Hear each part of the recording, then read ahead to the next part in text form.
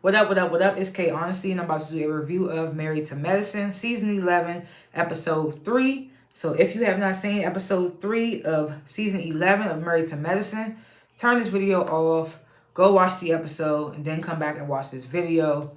Please like the video, subscribe to my channel. It's a simple, free, easy, anonymous way to support my channel. It takes less than 5 seconds to do. The best way you can support my channel is just by liking and subscribing. It doesn't take no money out your pocket, no time off your hands, all that good stuff. Liking and subscribing is the best way to help support my channel. I am not a public speaker. I will tend to fumble my words and say like and say so 1,000 times. I may stop to regain my thoughts. I may slow my speaking down to regain my thoughts. Anything I say is my opinion. It does not reflect anyone or anything associated with the show. Oh, excuse me. Comment below what you would grade this week's episode and what you thought of this week's episode. If I forget anything, if I'm off on anything, please let me know in the comments. If I leave something out, let me know in the comments. Your difference of opinion, all that in the comments. I like to grade the episodes before and after my reviews. What really happened in this week's episode? This episode was pretty mid. I think I'm going to give it a C+ this week. I think I'm going to give this episode a C+.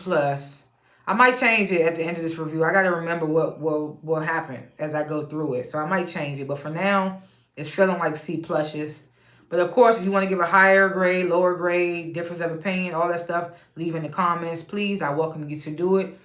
And, yeah, last chance. This is Married to Medicine, Season 11, Episode 3 review. If you haven't seen it, please turn this video off so you don't get any spoilers.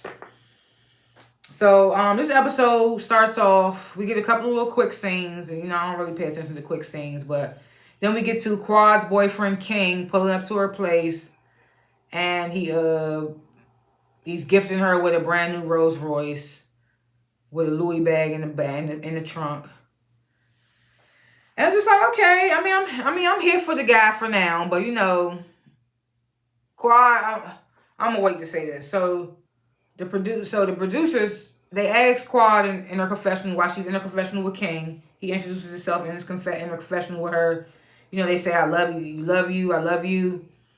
They ask her if she wants to have a baby with King. Quad's like, he would be the perfect man to procreate with.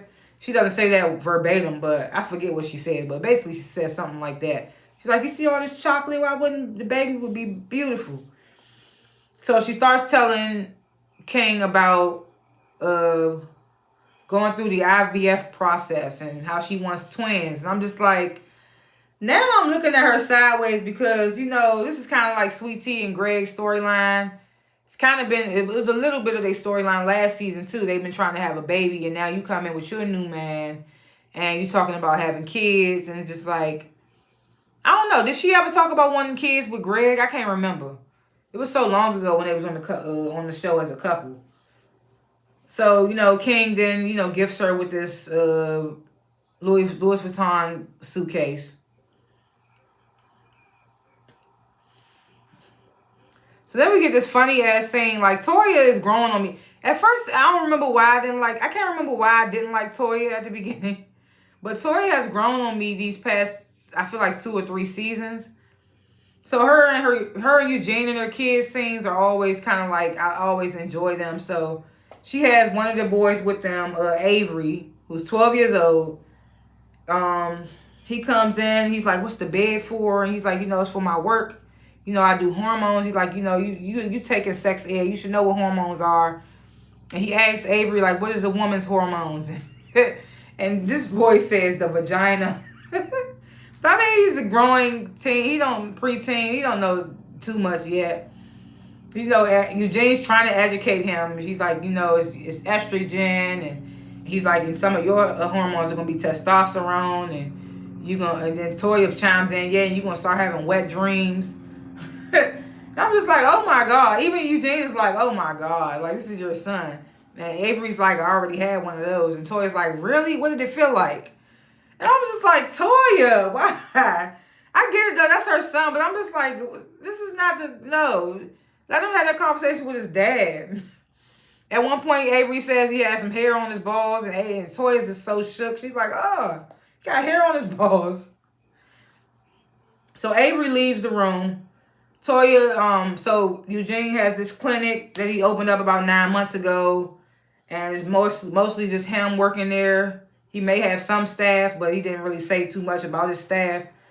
And he's talking about the services he provides, weight loss, hormone therapy for women and men, and other services or whatever. So Toya comes and she's like, I got another service I want you to add to the clinic, and I want us to spruce up advertising. And she's like, I want one of the services to be Botox. She's like, we can make some money with Botox. So Eugene's like, he's like, he's like, I'm not against adding Botox to the services, but I need somebody here that's going to do it, because I'm not going to do it. He's like, I'm already stretched thin. I can't do it all. And Toya's like, well, you want money, don't you? She's talking about, I answer the phones. Yeah, for a little while. Then you're going to be ready to dip out and do something else. Toya can't sit in one spot for long, from my opinion. What happened to her wine brand or whatever the case may be? Is we going to see something of that this season? I don't know. So Eugene's like, look, we're halfway there, but for now, no Botox. Shuts her down real quick. So, then we get to see Cecil and Simone. So mind you, I think they own or something, or they're renting out an apartment building or something like that. And they got the boys staying there, Miles and I forget the other son's name. God damn it. So they got the boys staying there in the apartment. And apparently the boys are supposed to be there to help them clean the apartment. But Cecil and Simone get there. The apartment's dirty as hell and the boys are not there. They dished out on the cleaning. So they decide, we're still going to clean the place, but we're going to charge them. I don't know if I'm going to be that type of person. I mean, that type of parent. Them boys is 18, 21. Like, ain't no way I'm coming in there and cleaning your apartment. Because then they're going to expect y'all to keep doing it, and all they got to do is pay y'all. And they ain't going to learn from nothing. So they go in there, decide to still clean it and charge the boys. So as they cleaning or whatever, Simone starts to tell Cecil about Quad's boyfriend reveal at her birthday party.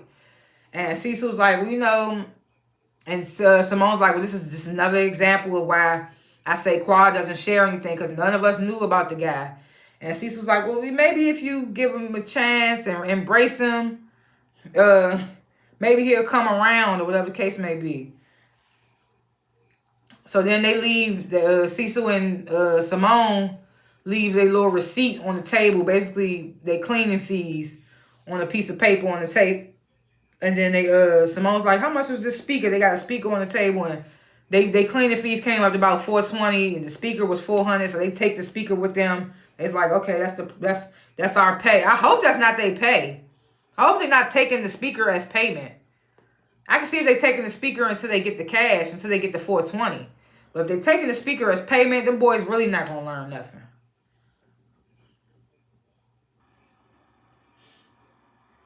So then we get the scene, Phaedra, she comes over to Contessa's. They talking briefly about Sweetie and Heavenly's problems, and Contessa then brings up her own issues with Heavenly, and then Sweetie arrives, and Contessa then brings up Sweetie's going back at Heavenly on social media. And Sweetie's like, well, that's just my defense mechanism. She been coming at me, I'm gonna come at her. So then Contessa brings up Quad's birthday party. She's like, it was fun. I'm pretty sure Sweet Tea don't want to hear that shit. So then Phaedra reveals, Quad. She showed us who her boyfriend was at her party, and Sweet Tea's in her confessional like, yes, I hope he got money, because that seems to be what Quad care about. And I had to look at Sweet Tea sideways, because I was like, girl, we didn't forget on your first episode, you was like, I'm in it for the money, or something. She said something about Greg having a lot of money, and that's why she was with him, or something like that. But it was like, girl, we didn't forget. So for you to say that about Quad, I was looking at Sweet Tea sideways. But then Sweet Tea admits, she's like, it made sense that Quad didn't invite her to her birthday party. She wasn't expecting to get an invite. So I was like, okay, well, at least Sweet Tea is level-minded in that area. Because, I mean, I don't know if I would invite my ex's new wife to my birthday party either. Unless we grew a bond or we were close. I don't even know if I would do that neither. But either way. So now they sitting around, Contessa, Phaedra, Sweet Tea. They start suggesting a girls' trip cowboy theme, like a glamping situation. And inviting all the girls to come and kind of like clearing the air or whatever. So Heavenly's son is all grown up. I think he just graduated college and now he's interning at her office. And he's dealing. I don't know if that patient was real, or if that was just a fake little scene to help him, or not a fake scene, but if that was a fake little patient to get him started. I don't know, but he comes in there and she behind him correcting him on stuff, and he's like, "Okay, mama," and she's like, "It's Dr. Kime. Stop calling me mama." The patient looked super uncomfortable, so I don't know if that was real or what. But luckily, Heavenly did come in when it was time to actually do the dental work, and he was just like assisting her. But it was still like, it was weird. It was like, I mean, he'll get there, but it was just like. So then we get to seeing Dr. Jackie. She has this lesbian couple. One of them is a WNBA player, and she's getting her fibroids removed, preparing for surgery. I mean, of course, fibroids is like, it affects black women the most, and if you don't get them taken care of, they can affect pregnancy, or they can stop you from getting pregnant altogether. Because I know I had fibroids, and that doctor told me after I got my fibroids removed, don't try not to get pregnant for the next 6 months, because you got to give your uterus a chance to heal. I didn't know that they take your uterus out to get the fibroids. I didn't know that. But I don't know if they did that in my case, because I had like just one big one. But then they realized that I had a couple little ones. So I don't know if they did that in my case. But I do have the pictures. I think I still have the pictures of when they removed it, or whatever the case may be. But I didn't know that they remove your uterus to get the fibroids out. So that's probably why it takes a while. They put the uterus back in there. You got to get it back together. So I was like, okay, I learned something. I always learn something watching Married to Medicine. And where am I? Okay. So we get the scene where all the ladies receive their little cowboy glamping themed invitations from Contessa, Phaedra, and Sweet Tea. And Heavenly had to say something smart about Sweet Tea being the one that give out the country. I can't remember what she said, but she said something, So Cecil's asking Simone, if do you feel like the girls' trip is the right timing with your whole situation with Quad and whatnot going on. And Simone's like, well, I do still owe Quad an apology for the reunion. But then she's like, but now I'm hearing that she wants an apology for Napa, and I don't owe her shit for Napa. And I'm just like, I feel like I feel like nobody owes an apology to Quad for Napa. They didn't do nothing that's mean to her there. I feel like they should have just not invited her if they were just going to send her back home. So I get that, but to say people apologizing, they owe her an apology, I don't know. So Cecil's like, well, this is a great opportunity for you and Quad to have a real conversation. So then we get this scene, Phaedra's baby father, Apollo, he pulls up to Phaedra's place to get the boys. The producers ask Phaedra, will Apollo ever be allowed in the house? And they flash back to the reunion where Phaedra told Andy Cohen, Apollo comes to the house all the time. He's just not invited in. So she's like, well, I'm never going to allow that energy in my house. Plus, he's just crazy. And I'm not going to lie. After watching him I watched him on VH1's Couples Retreat with his new wife. And he do got some type of controlling issues. It is kind of controlling, so I can understand. But, and then Phaedra said she's been with him since 1995. I don't remember that being the case of what she said on Real Housewives of Atlanta, but I haven't seen that in so long, back when she was with him on Real Housewives of Atlanta, so I don't remember. So, Phaedra then, she brings up that to Apollo, I'm going with the same girls that you met at the reunion, and Toya said that she ran into you. And then they showed a clip of Toya telling Phaedra that she ran into Apollo, and she asked him about the cheating rumors that's been circulating around, and if he would get back with Phaedra. And Phaedra's face was like, so then Apollo's like, well, yeah, she was asking me a couple of questions about my marital affairs, and Phaedra was like, how nosy, how messy. Phaedra, you know how Phaedra be talking, how messy of her. So then the producers asked Toya in her confessional, they're like, were you being messy? And Toya's like, no, I don't think I was being messy. She's like, so Phaedra's super guarded. We don't know nothing. We still haven't found out anything we barely know anything about her. And we need to get we've been trying to get some of these secrets out of her. I was like, I get it though, because we don't know a lot about Phaedra, but Phaedra be just listening and be listening to all they stuff. So I get it. Like I said, Toya's kind of growing on me. I can't help it. So, we get to see Sweet Tea's FaceTiming with her twin sister, Kanisha, who we find out is pregnant herself. So, Greg says in the confessional, he's like, this puts more pressure on me and Sweet Tea to get pregnant, saying that her twin sister is pregnant. And Sweet Tea's on the FaceTime with her, talking about the baby shower. And she's like, I'm happy for you, but it also makes me sad that I haven't been able to get pregnant with my own baby yet. So her sister's like, well, I'm here for you, whatever the case may be. So Sweet Tea ends the phone call with her sister. She starts talking with Greg about she's been having menstrual pains, and she's been going to a pelvic pain clinic to get that pain taken care of. I mean, I'm rooting for Sweet Tea and Greg to have a baby. I hope that Quad and King don't end up pregnant before Sweet Tea and Greg. Excuse me, because I feel like that's gonna hurt Sweet Tea's little heart. I'm gonna feel so sorry.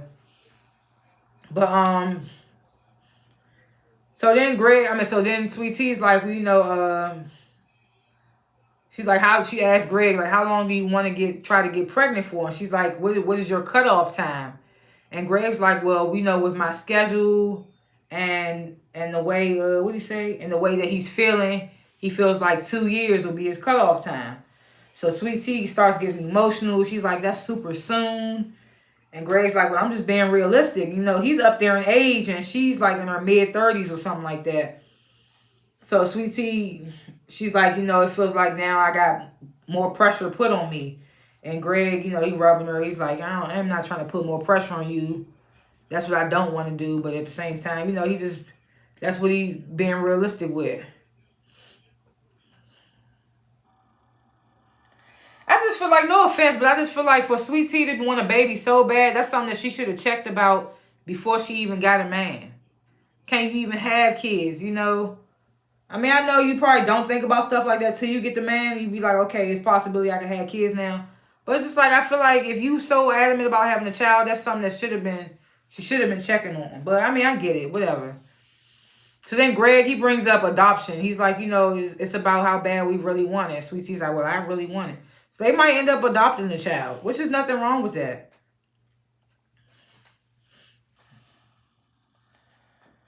So, all the ladies are getting ready to go to Orlando, Florida for this glamping trip.